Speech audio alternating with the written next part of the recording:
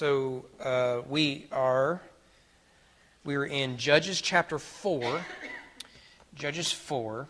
What we may do is get through the story of Deborah, which goes through chapter 5, take a brief break, and then come back. So we've been in Judges 3 months, something like that. So every once in a while, I need a breather. But Judges chapter 4 is the story of Deborah and Barak. So already we know that this is going to be different from a lot of the other judges. But as I told y'all at the beginning of our study of Judges, this is the story that got me into the Bible. I wish I could tell you it was the resurrection of Jesus or something more spiritual than that, but this is the story. It's the one I fell in love with. I couldn't believe it was in the Bible. And for a teenage boy, this just shook me so much that it made me read the whole book of Judges for more. It made me read other parts of the Bible. This is where I discovered what happened to Noah after the flood, for example. I never knew that. I never knew Abraham lied about his wife and that Isaac went and did the same thing. I never knew those things. I never knew about the wild things that you get, particularly in the Old Testament, some stuff in the New. So this is the story that set it off for me. Let's start here we'll do the first 3 verses and we'll work our way down. The people of Israel, again, did what was evil in the sight of the Lord after Ehud died. And the Lord sold them into the hand of Jabin, king of Canaan, who reigned in Hazor. The commander of his army was Sisera, who lived in Harosheth Hagoyim. And the people of Israel cried out to the Lord for help, for he had 900 chariots of iron, and he oppressed the people of Israel cruelty for 20 years. Now, there are a few unique things we need to grasp about this story to really appreciate it. First of all, Deborah is the first and only female judge in this book. So right away, we know this is going to be different. This is going to be very different from the others. Secondly, the story is repeated. Chapter 4 is the narrative. Chapter 5 is the poem, the narrative poem. So we'll return to this story, but we'll see sort of what the differences are. This isn't unique in the Bible. The best example of this is the crossing of the Red Sea. Exodus, is that 14? Something like that? 13 maybe? And then like the next chapter is the Song of Miriam. I don't know if you all remember years ago when my predecessor was the state minister at the Capitol, before I was doing it. He had a scroll exhibit there. It was really cool, and I got to help him with it. So I got to talk about an Old Testament manuscript scroll. It was really cool. The passage I had was the Song of Miriam. And what they did with the Song of Miriam is they wrote it with a gap in the middle so that in the middle of the page was the parting of the water. It was so cool. So they tried to illustrate it in the script itself. It was cool. I just absolutely loved it. So I got to wear these fancy gloves because, you didn't want them getting dirty, and that was cool. So that means that this event is really significant. So significant, they turn into a song. Now, we don't do this a whole lot. Outside of old country music, we don't sing a lot of narratives. I know Taylor Swift sings about every ex-boyfriend. Those don't really count. Old country music, we joke about if you play a country song backwards, you get your wife, mother, and dog back, or something like that. It's because country music was narrative. It was a story. And it's not so much that now. It's just a bunch of bro dudes playing volleyball on the beach.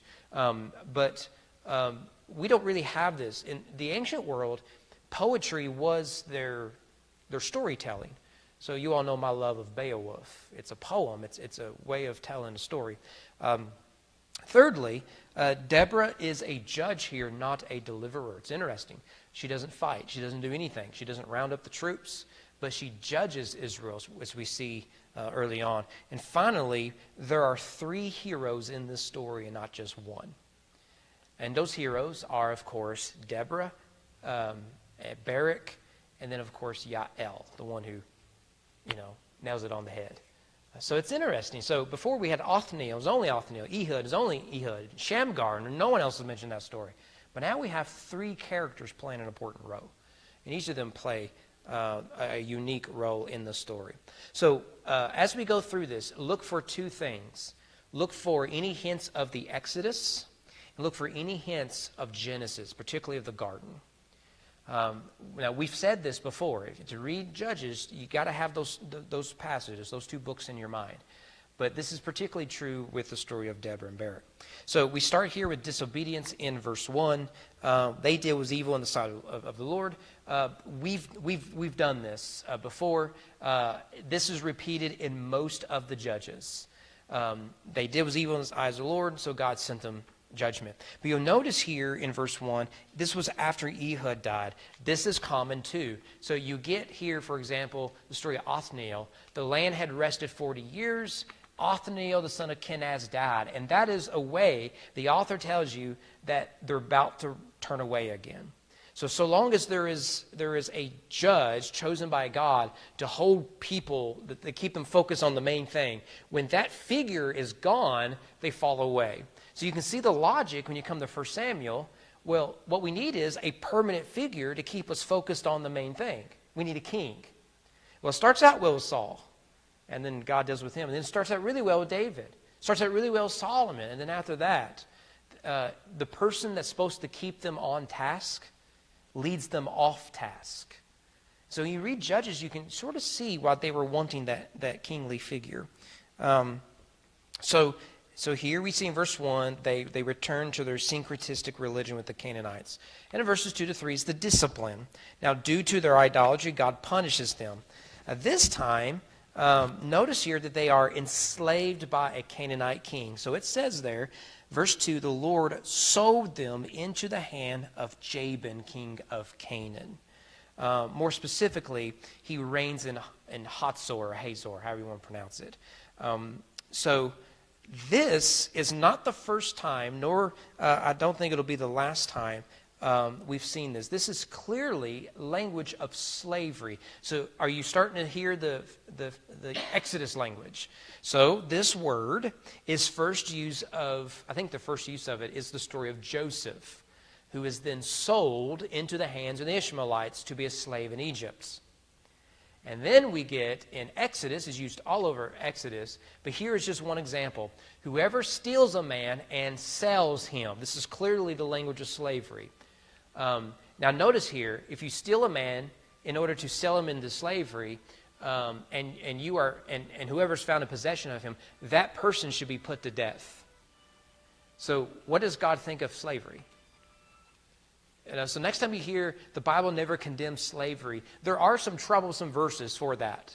Paul says something similar in I think 2 Timothy, maybe first, and then John says something similar in Revelation. But anyways, it's the same word. This is clearly referencing slavery, and this was a common punishment in the ancient world. So in Judges, for example, you get the anger of the Lord was kindled against Israel. He gave them over to plunderers who plundered them. He sold them into the hands of their surrounding enemies. Well, that's the summary statement that we see here in chapter 4. In chapter 3, the same thing. The anger of the Lord was kindled against Israel. This is the story of Othniel. He sold them into the hand of Cushan Rishathaim.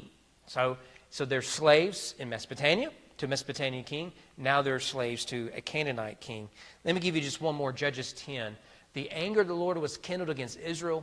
He sold them into the hand of the Philistines and into the hands of the Ammonites. I think the story of is at the end of the Gideon story. Right? Gideon is chapter 7 to 9, so this would be his son, Abinadab. Does that sound right? Do you know, Danny? Sound about right? Somewhere, because Samson, I think, starts chapter 13. I don't know. Does that sound right, Don?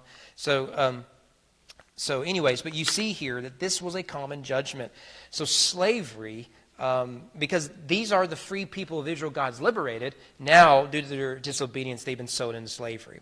And here we meet King Jabin of Canaan. Jabin means discernment. So here it is.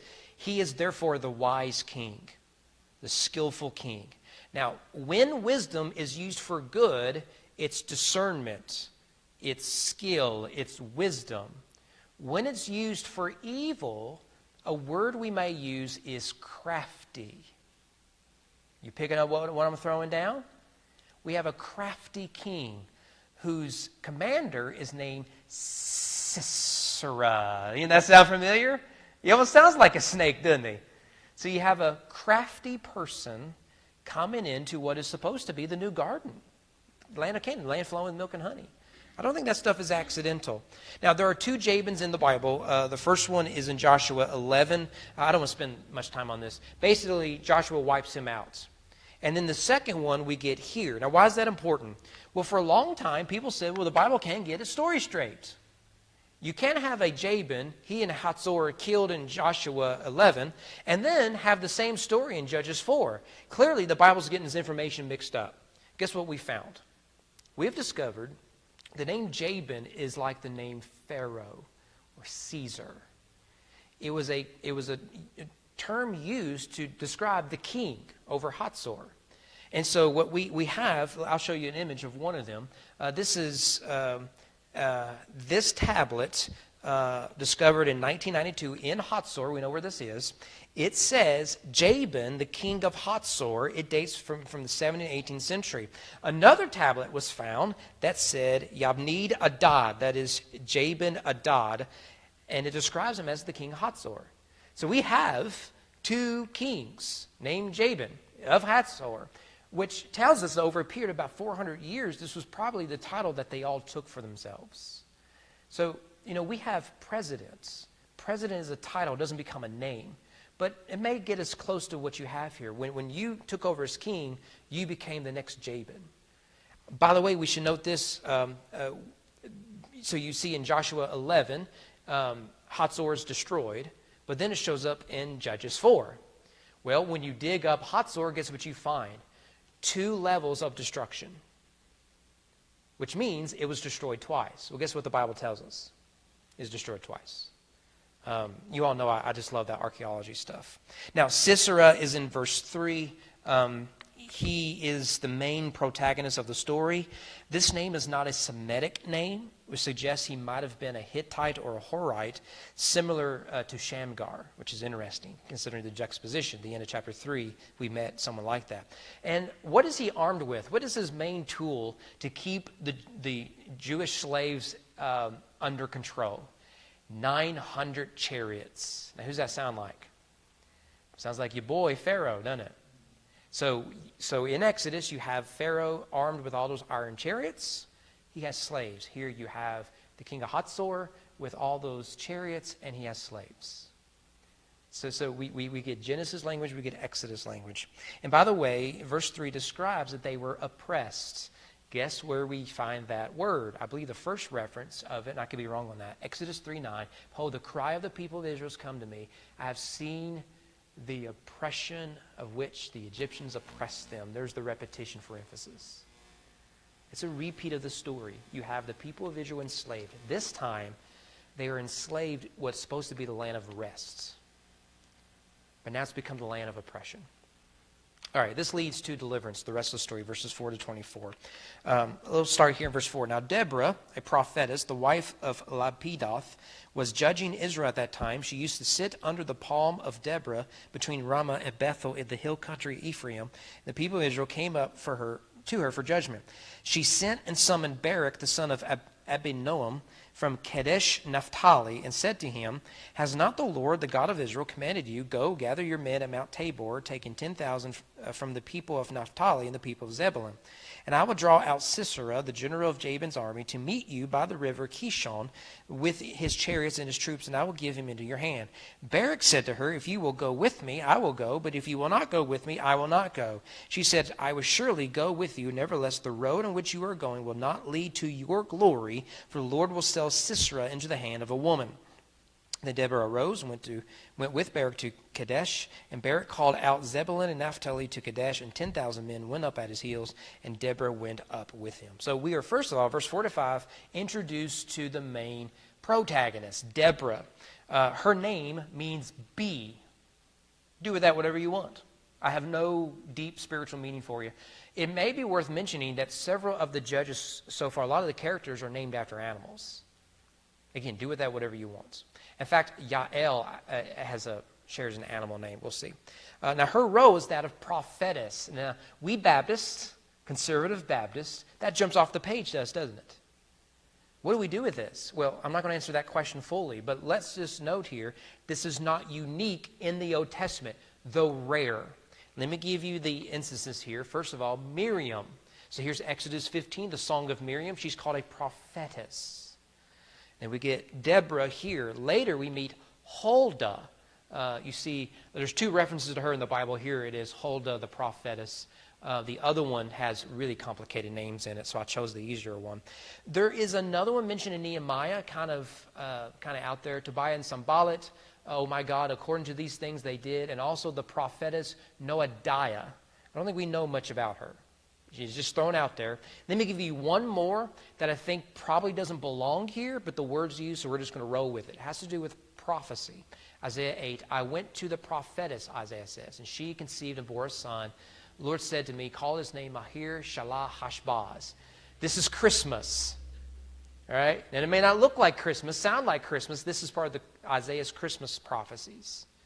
Remember that the virgin will conceive and give birth to a child. That's the sign. This is the child. One reading of it. So don't come at me, bruh. But still a reference to a prophetess. Now, it is worth noting they are there, but they are rare. I want to come back to this theme of the role of women in the story, because that is an important part of the story. So I just want to show that Deborah isn't unique, although this role is rare. Now, notice verse 5. This is weird.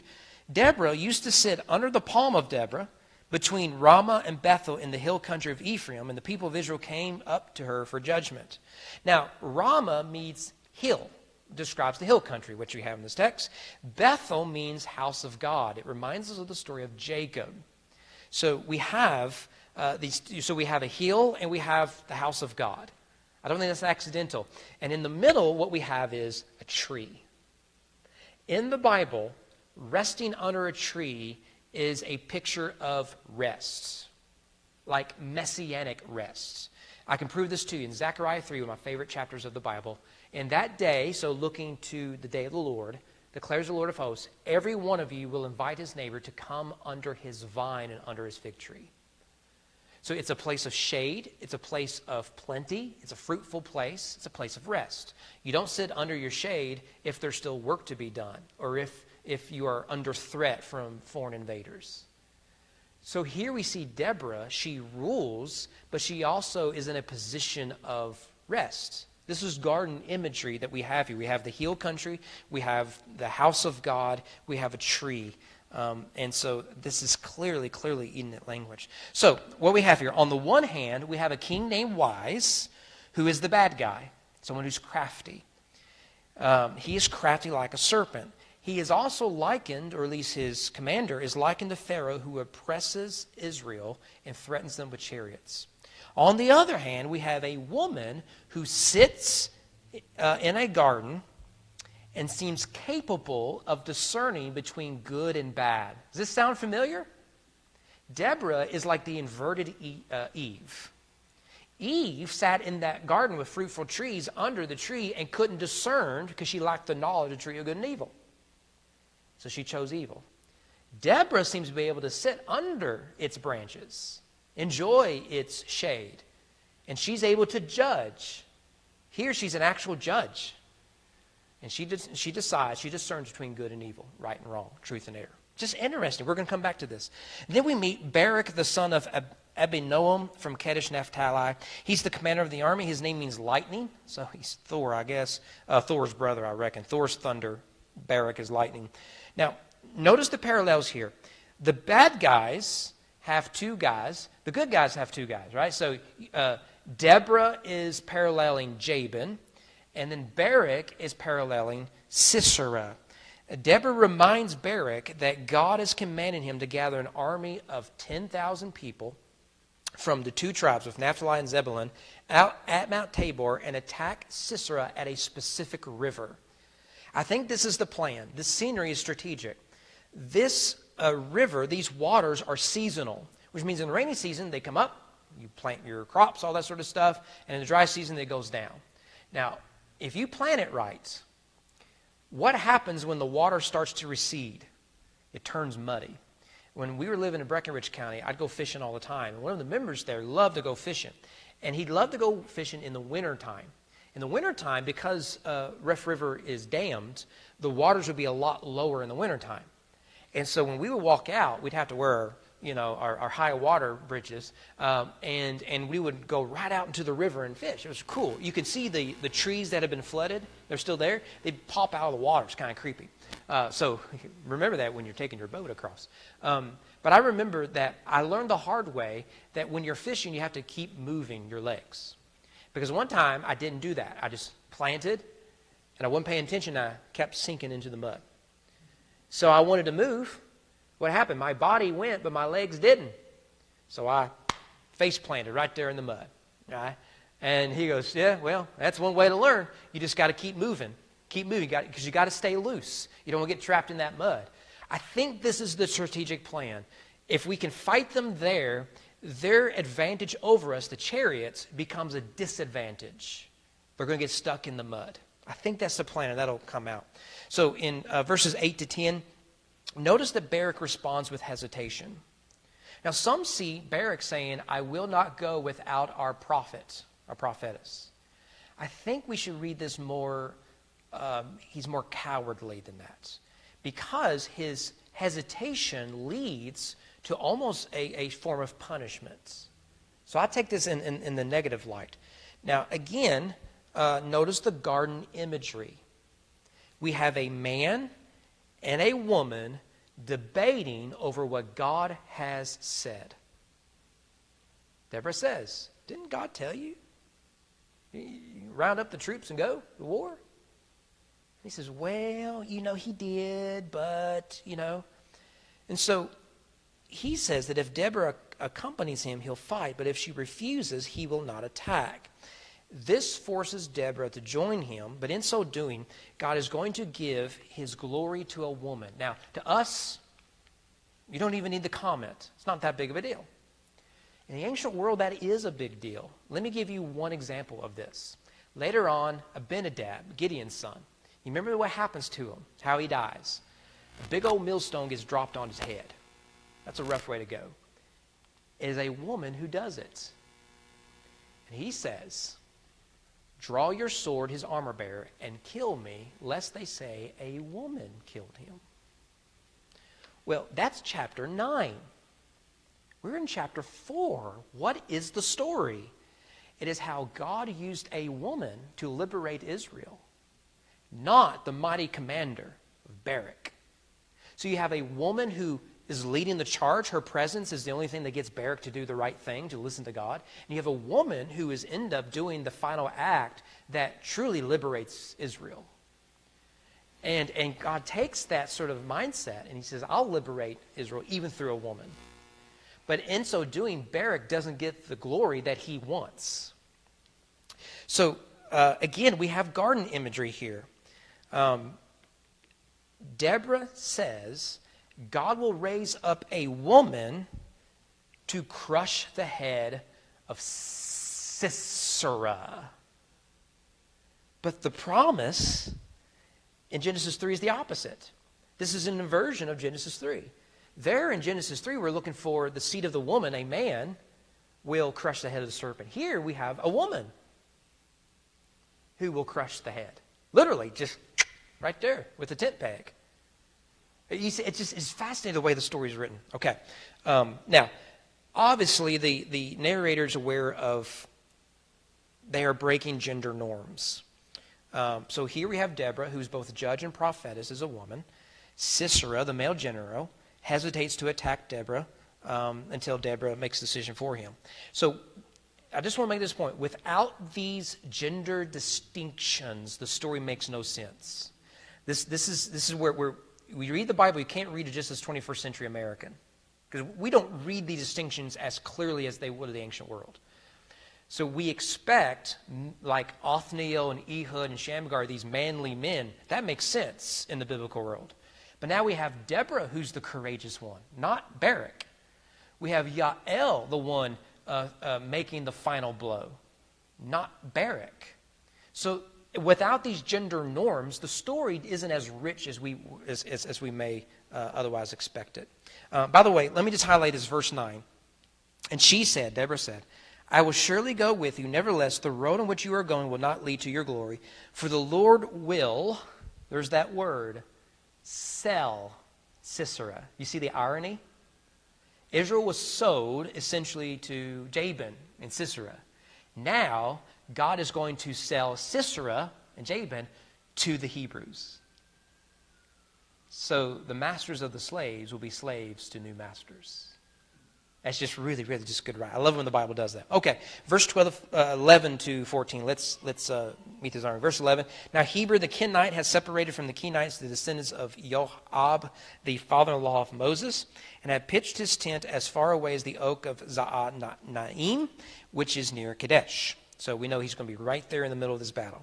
When Sisera was told that Barak the son of Abinoam had gone up to Mount Tabor, Sisera called out all of his chariots, all of them, by the way, and he didn't keep one of them home, 900 chariots of iron, in case you forgot, and all the men who were with him from Harosheth Hagoyim to the river Kishon.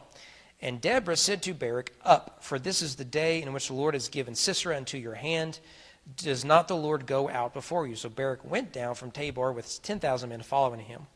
We'll just go to the rest of the paragraph. And the Lord routed Sisera and all his chariots and all of his army before Barak by the edge of the sword. And Sisera got down from his chariot and fled away on foot. And Barak pursued the chariots and the army to Harosheth Hagoyim, and all the army of Sisera fell by the edge of the sword. Not a man was left. So, a couple things. First of all, verse 11 ruins the flow of the story, doesn't it? Have you ever watched a movie that introduced a character that had nothing to do with the movie? And when you replay the movie in your mind, you're like, if they just got rid of that character, nothing would change in the movie. They didn't contribute to the story. They really just distracted you from the main thing. If you're not paying attention, verse 11 does that. Why do we care about Heber the Kenite? There's a lot of reasons why we should care about Heber the Kenite. It's his daughter. I believe daughter. Maybe wife. Yeah, wife. Who's going to do the decisive blow. But we don't know that yet. We know nothing of Yael or Heber. We don't know it. All we know is there's this guy who is from the Kenites, and he sets up camp near the Kidron River. Now, why is that so important? Well, what all do we see here? A couple of things is he's a Kenite. Now, who are the Kenites? Well, there's a lot of debate here. Basically, what we have here is that he is a descendant of Jethro, the father-in-law of Moses. It says so much there. He is the descendant of Yobab or Hobab, the father-in-law of Moses. Now, in the Bible, Jethro gets three names. Ruel, Exodus 2:18, Jethro, Exodus 3:1, Hobab, Yobab, Numbers 10:29, Justice 4:11. So what we have here is so Moses married into that family through his first wife, of course. And so you have a nomadic people who seem to have followed Israel into the promised land. However, what we discover, because they are nomadic, they make treaties, or they ally themselves with the various nations. Because if you're nomadic, you're going to raise your sheep and your cattle on foreign land. Everywhere you go is foreign land. You don't control it.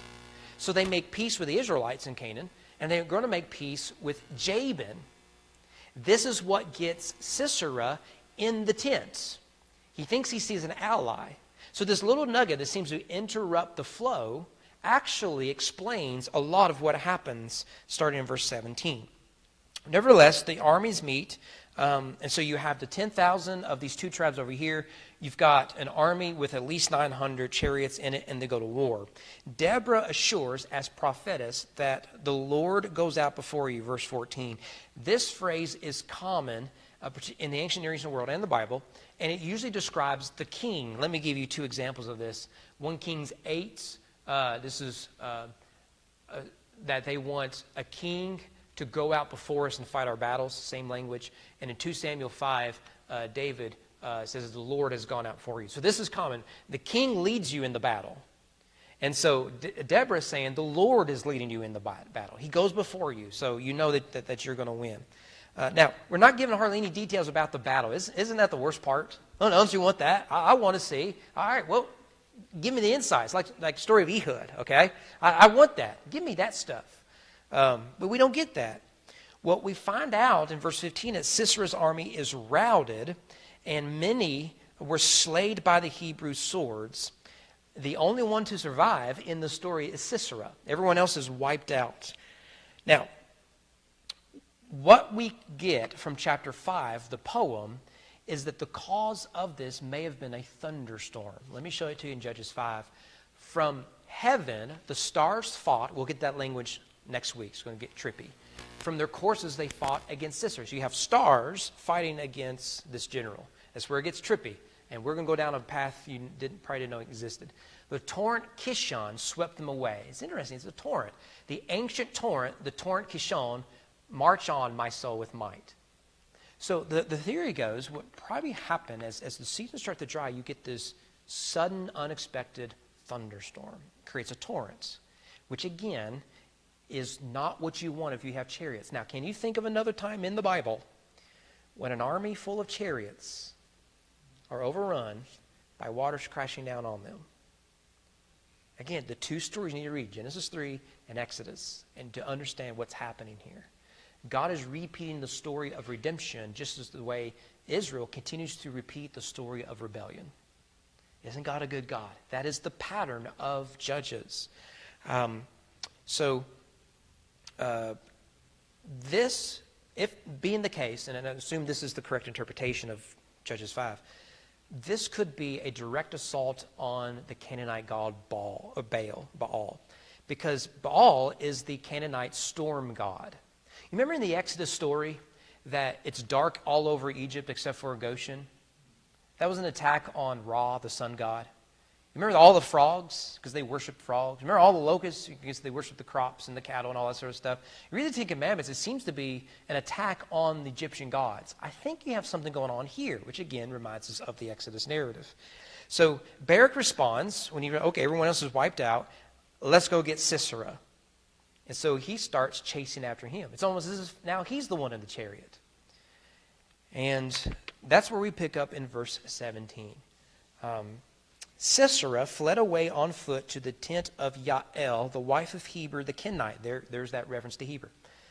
For there was peace between Jabin the king of Hazor, and the house of Heber the Kenite. Yael came out to meet Sisera and said to him, "Turn aside, my lord, turn aside to me, do not be afraid." So he turned aside to her into the tent. She covered him with a rug, and he said to her, "Please give me a little water to drink, for I am thirsty." And she opened a skin of milk and gave him a drink and covered him. And he said to her, "Stand at the opening of the tent, and if any man comes and asks you, 'Is anyone here?' say no." By the way, notice here, this Sisera guy is exercising deception. His last command is an act of deception.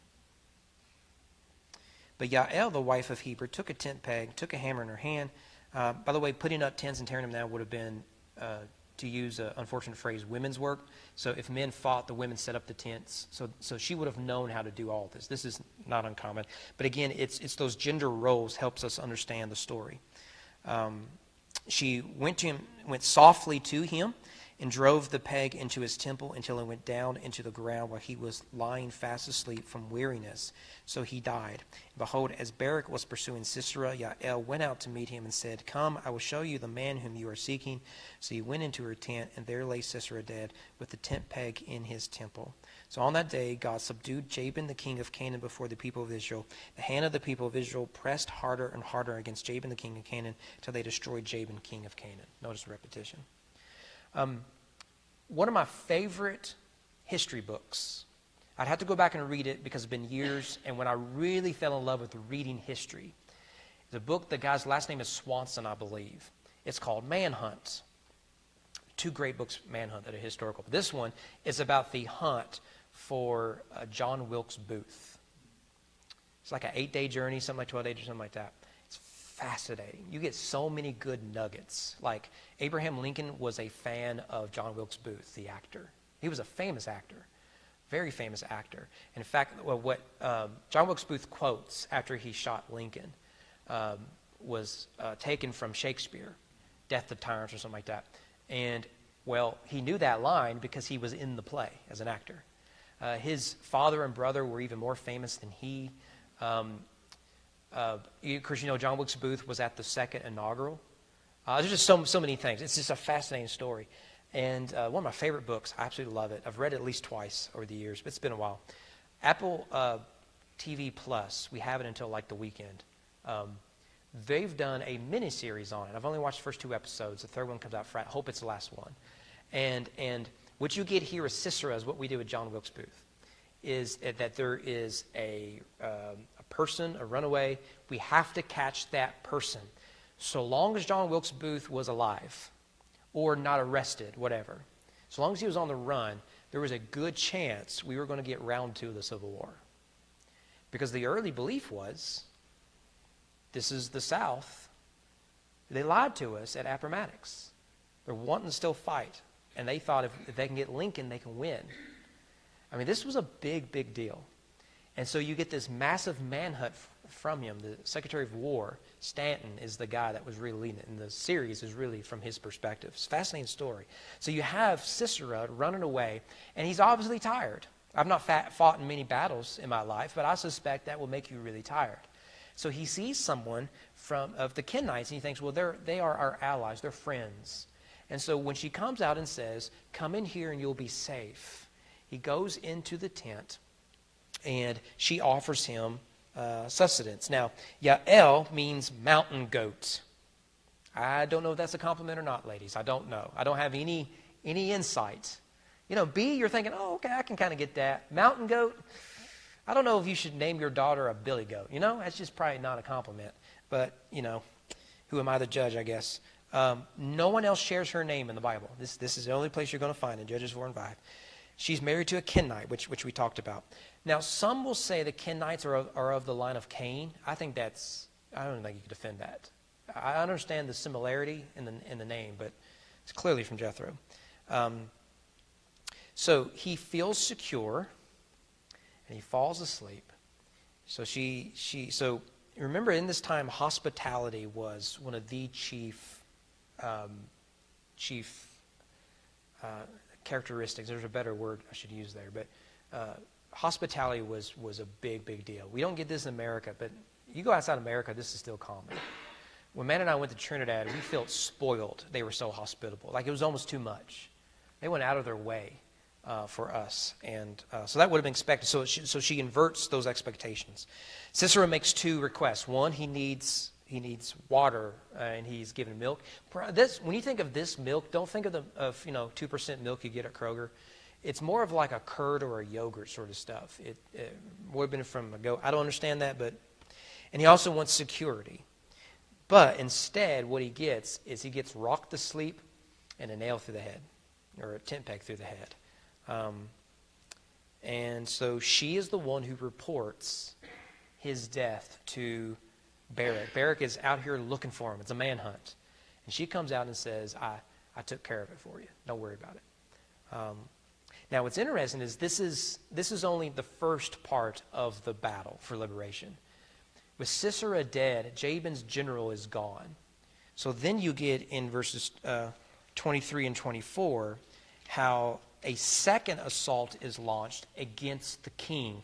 And you'll notice how often his name is repeated. There, verse 23, God subdued Jabin, king of Canaan. Verse 24, the people pressed harder and harder against Jabin, the king of Canaan, until they destroyed Jabin, the king of Canaan. So what's the point? God won, right? That he is a defeated foe, repeated 3 times. So what do we do with this? Okay, again, this is the story that got me to the Bible. What do we do with it? Well, it's cool. Moving on, okay? It's cool. It is a dude story. I've told the story before when my wife and I were dating. I was thinking about the story today. Dad and I were supposed to have a dude's day at the house, which meant a grilled steak, baked potatoes, and then Gladiator, the movie. And I asked him, man, I've been dating a few months, and this was a small step towards meeting the family, one at a time sort of thing. You know that strategy. So I said, Dad, do you care if I bring my girlfriend over? And Dad, he's like, yeah, more the merrier. I got an extra steak she can have, and I was convinced. My wife will love Dad's steaks. They are top-notch. No one can beat Dad's steaks. She will hate this very dude movie. Come to find out, we love medium rare thick steaks the way God wants you to eat them. My wife thinks that Steak and Shake is too thick, okay? I mean, just little. She wants that, and she wants them as burnt can be. I've told this before that when I make bacon for the family, I know Amanda's bacon is done when the smoke detector goes off. I am not making that up. If the smoke detector goes off and our alarm people call, I have to say, that's the sign. We're done. Give us 15 minutes to get the smoke out, and we'll be fine. You know, well, I've done this a dozen times. I'm not making that. She loves that stuff burnt, and it is just sacrilegious in my book. But come to find out, she hated the steaks. That's how she loved it. She loved the movie. She loved that. And that's when I knew I was going to marry her, right? If, you know, we can eat whatever we want to eat. Let's watch Gladiator for the rest of our lives. Well, what do we do with this? First of all, there is the story is driven by inversion. The inversion of the Garden of Eden narrative is purposeful. Why? Because we live opposite of Eden. Instead of liberty, the story is one of slavery. Instead of peace, this is a story of war. Instead of rest, this is a story of oppression. And so what it takes then is the act of a deliverer who crushes the head of a serpent-like figure in order to liberate oppressed slaves. However, Yael is not the promised seed of Genesis 3. We know that because she is a woman. The gender distinctions are important in the narrative. This is the garden inverted. So what you have is Sisera, or not Sisera, but Barak won't listen to the voice of God. Instead, he has to listen to the voice of the prophetess. All that inversion is important because it creates this longing that we can see the story, but it's the wrong story. So the inversion makes it clear that this is a short-lived victory, as chapter 6 will make that very clear when we get to the next narrative. So that means more snakes will come and more snakes will need to be crushed. The second thing, we need to see that Jesus, we see Jesus through the lens of the Old Testament. So turn with me to Psalm 83. We won't be able to spend as much time on this as we could. Psalm 83 is important to how the Bible reads this story. Psalm 83.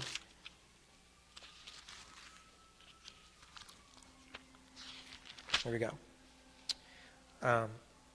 This is a song of Asaph, so not of David. So verse 1, O God, do not keep silence. Do not hold your peace or be still, O God. For behold, your enemies make an uproar. Those who hate you have raised their heads. They lay crafty plans against your people. They consult together against your treasure ones. Now, anything stick out there to you? I hope so. For one, the word roar, you think of a lion, as you should. Lions are dangerous creatures in the ancient world. Maybe, I could be wrong, maybe we should think of sea serpents. Notice that they are crafty. If you study ancient Near Eastern literature, there's a whole thing about dragons, and we could do a whole study on dragons in the Bible. That would be cool to me. You guys would probably just think I'm a nerd. But this is how sea dragons are often depicted. And sea dragons are all over the Bible. There's a sea monster that swallows Jonah. Leviathan that Isaiah describes, being wrestled with, stuff like that. There's sea monsters in the creation narrative. So you see the serpentine language. He's crafty. Verse 4, they say, come, let us wipe them out as a nation. Let the name of Israel be remembered no more. Parallelism.